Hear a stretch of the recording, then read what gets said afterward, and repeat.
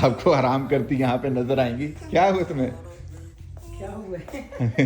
क्या किया? तुमने मुझे मारा है। ये उन्होंने सपोर्ट लगा दिया जी इनको।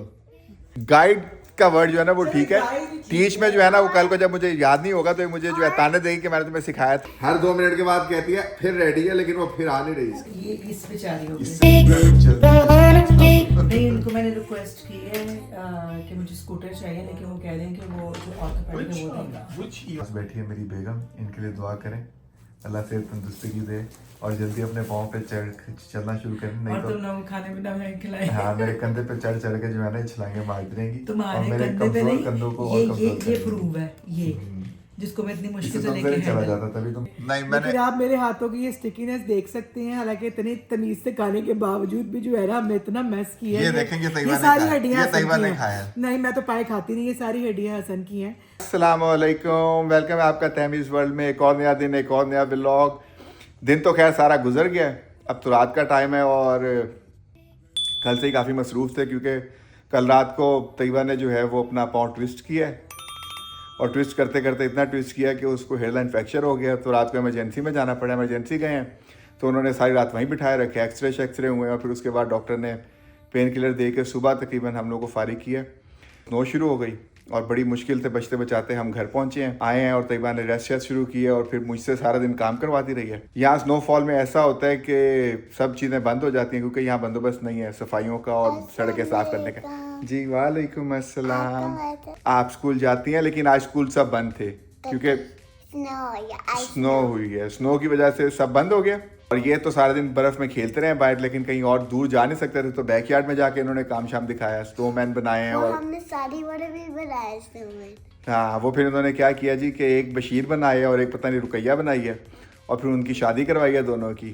तो वो हादिया के साथ आपने हेल्प की थी? नहीं, मैंने उसकी हेल्प नहीं की थी, मुझे मार ये हादिया को पूछा जाएगा कि उसने छोटी बहन को क्यों मारा। बेगम जो है वो अब बिस्तर पे पड़ी हुई है और मेरे ज़िम्मे उन्होंने काम लगाया हुआ है, जिसमें सबसे पहले तो जो ये चीज़ बनवाई है कि जी ये पाए रखवा दिए मुझसे, मैं तुम्हें इंस्ट्रक्शन देती रहती हूँ और तुम बनाते जाओ। तो इनको पहले उबाला शुबाला है, इनकी बोशो निकाली है, हल्के फुल्के मसाले डाले हैं। मेरी बेगम साहिबा आपको आराम करती यहाँ पे नजर आएंगी। क्या हुआ तुम्हें? क्या हुआ है? क्या किया? तुमने मुझे मारा है। ये उन्होंने सपोर्ट लगा दिया जी इनको। क्या? अच्छा, तुम ब्लॉग तो बता रहे हो। हाँ। तुमने मुझे मारा था, मेरी टांग टूट गई है। इसकी बात का बिल्कुल यकीन नहीं करना। और मेरी फैमिली देखेगी तो कहेगी ऐसा सचमुच मारा है। हाँ। नहीं, एक्चुअली मेरा पाँव सडनली बहुत लाइटली सा ट्विस्ट हुआ है, जिसकी वजह से 30 मिनट के बाद मुझे स्वेलिंग शुरू हुई है और इतनी पेन शुरू हुई है कि मैं पाँव ज़मीन पे नहीं रख पा रही थी। तो हम लोगों को एमरजेंसी जाना पड़ा तो पता चला जी वहाँ पे फ्रैक्चर हो गया। फ्रैक्चर इतना बड़ा नहीं है अल्हम्दुलिल्लाह, है तो माने, लेकिन फ्रैक्चर है और आपको पता है कि सारा दारोमदार पाँवों पे ही होता है, वरना तो फिर हम इन बंदों पे डिपेंड हो जाएंगे। लेकिन हम अभी हो क्या जाएंगे? डिपेंडेंट तो हो गए। मैं सुबह से मेरे से काम करवा रहे हैं, नाश्ता बनवाया, खाना जो है वो खिलवाया और अब उसके बाद कल सुबह नाश्ते की तैयारी करवा रहे हैं। लेकिन अब ये आइडिया हो गया ना कि जब बेगम कुछ ना कर सके तो घर कैसे डिस्टर्ब होता है, ये तो मान लिया ना। बिल्कुल, मैं शुरू से ही मान दूं कि हमारे तो सारे काम ही बेगम करती हैं। तो अब तो इनको क्योंकि वेदर बहुत अच्छा है यहाँ पे, छुट्टियाँ सबको, वेदर अच्छा है, मतलब हमारा वेदर ऐसा अच्छा है कि हम बाहर नहीं निकल सकते। हसन साहब को गरम गरम चीज़ें खाने का शौक चढ़ा हुआ है, जैसे कि बोंग, पाए, निहारी और हलीम। तो पाए और बोंग मैंने ला के रखे थे कि मैंने कहा था नाश्ता बनाऊंगी और सबको इनवाइट करूंगी, लेकिन कंडीशन अब ये हो गई। तो अब मैंने कहा हसन मैं आपको टीच करती हूँ और आप जो है वो क्या बनाने लगे? टीच नहीं करती हूँ, सिर्फ गाइड करती हूँ। टीच नहीं कर, मैं सीखना नहीं है, थोड़ा बहुत चीज़ें भी तो गाइड का वर्ड जो है ना वो ठीक है, टीच में जो है ना वो कल को जब मुझे याद नहीं होगा तो मुझे जो है ताने देगी कि मैंने तुम्हें सिखाया था। तो सिर्फ गाइडेंस चाहिए। गाइड जो है वो करती रहो। मैं इनको गाइड कर रही हूँ। मसाले वैसे मैं ही डालूंगी क्योंकि हसन को मसालों का बिल्कुल आइडिया नहीं है। बाकी इंशाल्लाह हसन ही पकाएंगे और जब पकाएंगे तो आपको कल उसकी लुक भी दिखाएंगे। जी, और ये कुछ कहना चाहती हैं? हाँ जी। और ये देखो मैं क्या खा रही हूँ, मिकी माउस वाली गमी। ये मिकी माउस वाली गमी खा रहे हैं। तो जी ये आज सारा दिन जो है हम लोग ऐसे ही घूमते फिरते जो है वो इन बच्चों के साथ वक्त गुजर गया। और अगर अभी बाहर चलें तो ये देखें सारा कुछ जो है वो बारिश से कवर हुआ है और ये हाल है जी यहाँ पे। अभी भी स्नो हो रही है। मेरा ख्याल था कि स्नो रुक गई है, लेकिन ये स्नो स्टिल अभी भी हो रही है। और ये अगर आप देखेंगे तो ये हादिया ने 2 स्नोमैन बनाए थे, कितने प्यारे प्यारे से। देखें ज़रा इनकी हालतें। ये शायद बशीर और ये रुकैया है।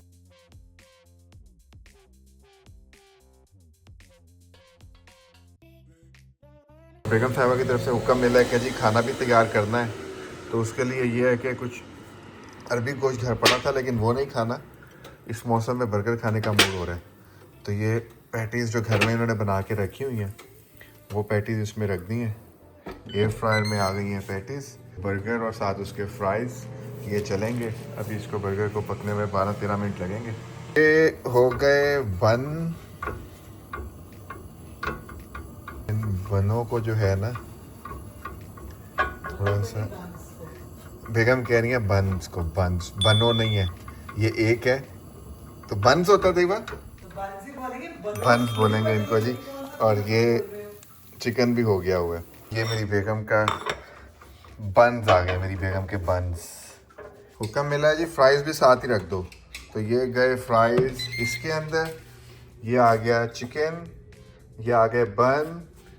इधर अब कटने लगा है खीरा और फिर इसके ऊपर बाकी चीज़ें लगेंगी सारी। और फिर बेगम को एक ज़बरदस्त सा जो है वो बर्गर तैयार करके देंगे। जब बर्फ़बारी होती है ना तो शायद रिफ्लेक्शन होता है या जो भी होता है, तो इसमें रात भी आपको जो है ना वो थोड़ा शाम का समा देती है। ये मुझे लास्ट ईयर इसका अंदाज़ा हुआ था।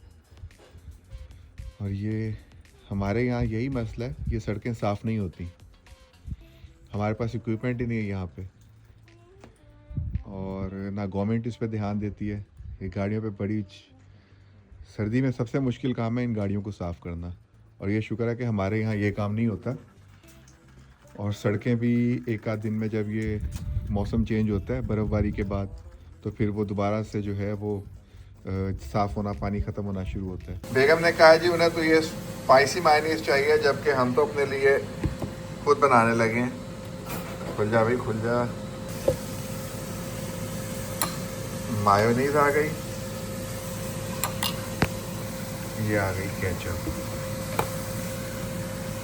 अब इसको हम मिक्स कर देते हैं, तो ये बन जाएगी हमारी सॉस। ये भी हमारी बेगम ने हमें सिखाया हुआ है, क्योंकि पैटी ऑलरेडी स्पाइसी है, तो मुझे तो जो है वो एक्स्ट्रा स्पाइसेस नहीं चाहिए। और इन्होंने अपने लिए नंदू की जो है ना, नंदू भाई की इन्होंने हॉट मायोनीज़ बना के रखी हुई है। फ्राइज़ भी तैयार हो गए। ये बर्गर की लुक देखें। बेगम ने घर में अब जो है वो लेटस नहीं रखे हुए थे, तो कैबेज ही डाल दिए उसमें। और ये मेरा बर्गर अंडे वाला नहीं है, ये स्पाइसी पैटी वाला है। और स्पाइसी मैक चिकन समझ ले इसको आप। और इसमें अब जो है शैंक का जो मीट है वो डाल दिया साथ ही इसमें। और क्या कहते हैं, अब इसको पकाएंगे अच्छी तरह। रात के इस वक्त जो है वो 3:30 हो रहे हैं। बेगम से फरमाइश कर दी है खाने की, तो उन्होंने मुझे अब तक जगाया हुआ है। और जगाने के बाद अब 3 बजे मेरे से प्याज कटवा रही है। और पाए जो है वो सारी रात ही पकेंगे मेरे ख्याल में तकरीबन। हर 2 मिनट के बाद कहती है फिर रेडी है, लेकिन वो फिर आ नहीं रही इसकी। कुकर के बाद तो फिर जब कुकर में नहीं बनाते पाए तो फिर इतना टाइम लगता है। स्नो का मसला होता है, टेम्परेचर लो होता है, तो फिर हमें ड्रिपिंग जो है वो ऑन रखनी पड़ती है, ताकि जो है वो पाइप फट ना जाए। तो ये एक 2-2 कतरे ऐसे गिरते रहेंगे। अच्छी सुनाए, मैंने बोल रहा है तो जल्दी से बोले। क्या बोल रहे क्या बोल रहे मेरे बेटे ने? आपको पता है मैंने क्या लिया है? क्या लिया है? हादिया ने मुझे लेके दिया था। क्या? अपनी जॉब से। क्या सीक्रेट? मैं बताती हूँ। सीक्रेट। इनका स्लाइम लेके आई थी जॉब से कल। ये 2 एक पर्पल वाला उधर लगा हुआ है। चलो ठीक है। क्योंकि मैं मेरे सब्सक्राइबर को और ये रात को 4 बजे सब्सक्राइबर को दिखा। हादिया शामी जो है वो सैंडविच खा रही है ना। ले जी, ये मूंग की बोटियां हम लोगों ने निकाल ली है उसमें से, कि ये ना हो कि ज़्यादा गल जाए।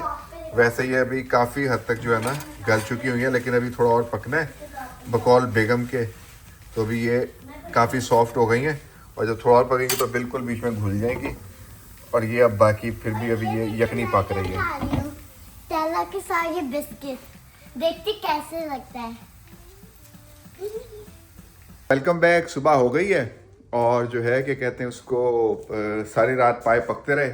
उसके बाद मैंने ये सोचा कि पहले ज़रा बाहर का माहौल आपको दिखाएं कि जी बर्फ़ कहाँ तक पिघली है। रात को स्नो हुई दोबारा, तो ये हालात दोबारा हो गए यहाँ पे। अगर आप ये देखें तो ये अब आपको इसमें थोड़ा डार्क नज़र आ रहा है सारा रिफ्लेक्शन।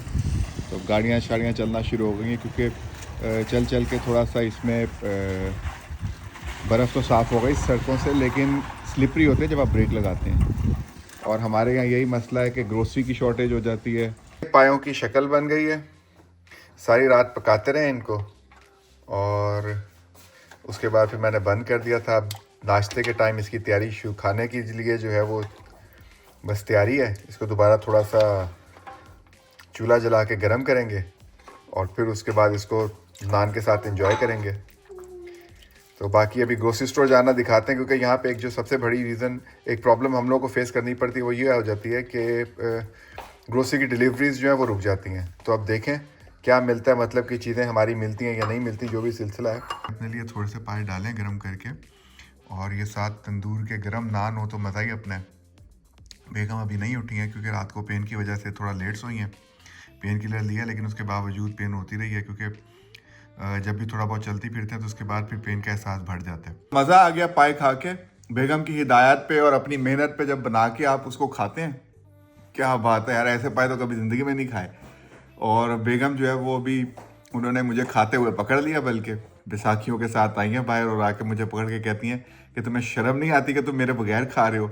बताया तो सारा कुछ मैंने है। तो भाई बताया तुमने, लेकिन काम सारा मैंने किया है। डॉक्टर को ला लेने और कैसे आते हैं और अब वो इनको ऑर्थोपेडिक को रेफर करेंगे, तो फिर देखें ऑर्थोपेडिक इनको क्या कहते हैं, क्योंकि यहाँ ये बड़े मसले हैं कि आप ऑर्थोपेडिक के पास डायरेक्ट नहीं जा सकते। ऑर्थोपेडिक नहीं, किसी भी प्रॉब्लम के लिए ना आपको 3-4 डॉक्टर से गुजर के जाना पड़ता है। नहीं, आपका जो रेगुलर आपका जनरल फिजिशियन आपका जो होता है वो आपको आगे रेफर करता है। तब एक ही डॉक्टर भी भेजे एक ही दफा। तो ये अभी जनरल फिजिशियन के पास आए हैं, उन्होंने इनको रेफर करना ऑर्थोपेडिक के पास, और उसके बाद फिर जो इनका इलाज शुरू होगा। उसमें भी देखें वो 2 दिन 3 दिन 4 दिन कब तक लगता है, तो ये पेन ऐसे ही इनकी चलती रहेगी और ये मेरे कंधों पे चढ़ चढ़ के जो है वो सैर करती रहेगी। कंधों पे नहीं, ये इस बेचारी हो, इससे जितना तुम चलती मैं जानता हूँ। नहीं, उनको मैंने रिक्वेस्ट की है कि मुझे स्कूटर चाहिए, लेकिन वो कह रहे हैं कि वो ऑर्थोपेडिक है वो देंगे।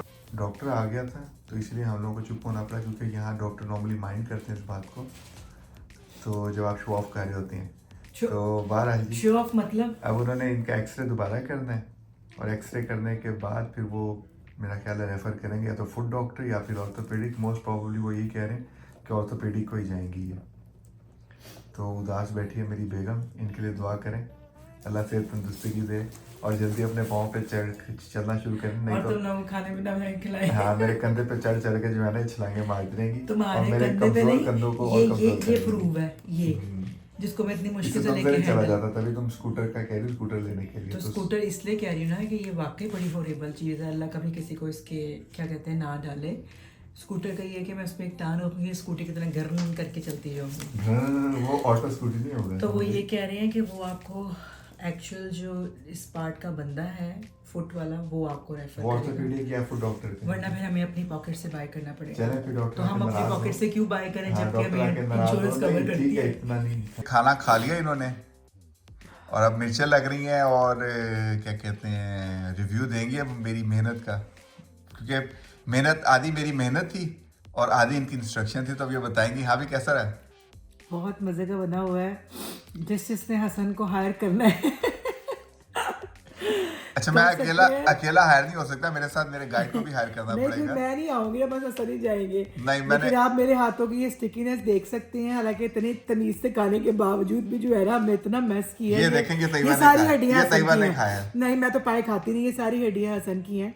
तो ये आप देख सकते हैं कि ये बाकायदा मैंने वो देसी माहौल किया है जो कि ऐसे पीता ना बंदा। आज मैंने कायदा लिटरली ऐसे पिया और उंगलियों से इसको खाया है। मैं तो कहती हूँ कि ये बीवी का चुडू नहीं कहलाता। फिर से मैं आप लोगों को एक्सप्लेन कर रही हूँ कि लोग बड़ी बातें करते हैं। ये आपका कंप्रोमाइज़ और आपका प्यार होता है कि देखिए अगर मैं कोई काम नहीं कर पा रही तो अल्हम्दुलिल्लाह अल्हम्दुलिल्लाह अल्लाह मियाँ सबको ऐसे हस्बैंड और सबको ऐसी बीवियाँ दे। हाँ नहीं इसमें सिंपल सी बात है कि जी मैंने जो भी किया लेकिन अपनी पेन में और सारी चीज़ों को देखते हुए जहाँ मुझे ज़रूरत थी मेरे साथ मेरी बेगम आगे खड़ी हुई है और उसने डोई शोई चलाई है, मुझे बताया कि इसको इस तरह करो। ये नहीं है कि वो बैठी रही मुझे सिर्फ क्योंकि बताती हसन रही। को बिल्कुल तो नहीं पता ना लुक क्या आनी चाहिए, लेकिन फिर भी हसन ने सारा कुछ किया है, इसमें हसन की सारी मेहनत है।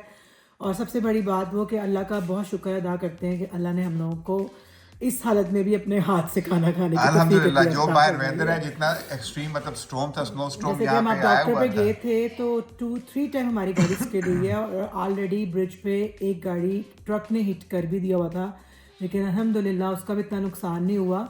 तो कहने का वही मकसद है कि प्लीज़ जब आप व्लॉग देखें और इन चीज़ों को नेगेटिव मत दिया करें, इन चीज़ों को अंडरस्टैंड किया करें कि अगर हस्बैंड कोई काम कर रहा है तो इसका मतलब ये नहीं कि वो औरत है या फिर वो चुड्डू है। आप इससे आप अंदाज़ा लगा सकते हैं। मेरा ख्याल में नेगेटिविटी और पॉजिटिविटी हर जगह ही होती है, तो think positive, be positive. Be positive. तो मेरा ख्याल में खाने से आपको अंदाज़ा हो रहा होगा हमारी पेट टेबल ये की एक बार फिर हालत। देख लें, ये तैयबा के आगे पड़ा सारा आपको बता रहा है कि तैयबा ने तीन ये सारा मैंने ही के खाया, हाँ, तीन बिल्कुल। प्यालियों में डाल के किस तरह शदीद मतलब तरीके से खाया है। खाते पीते लोग हैं ना, तो सेहत का राज फिर आपके सामने ही है अल्हम्दुलिल्लाह। तो बहरहाल शुक्रिया वंस अगेन मेरी पब्लिक के सामने हसन का बहुत बहुत शुक्रिया। और शुक्रिया की क्या बात है, ये एवरी टाइम जो है कभी गिव एंड टेक चलता है, कभी मैं तो कभी हसन।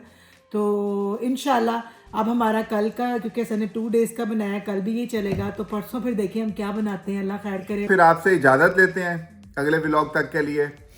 तो शेयर ज़रूर कीजिए, लाइक कीजिए और कमेंट ज़रूर कीजिए। कमेंट में बताइए कि हमारी मेहनत आपको कैसी लगी और करें। हमारे लिए दुआएं ज़रूर करें और खुरम के कहने पे सब्सक्राइब ज़रूर कीजिए। खुरम आपने पाए खाए कैसे रहे?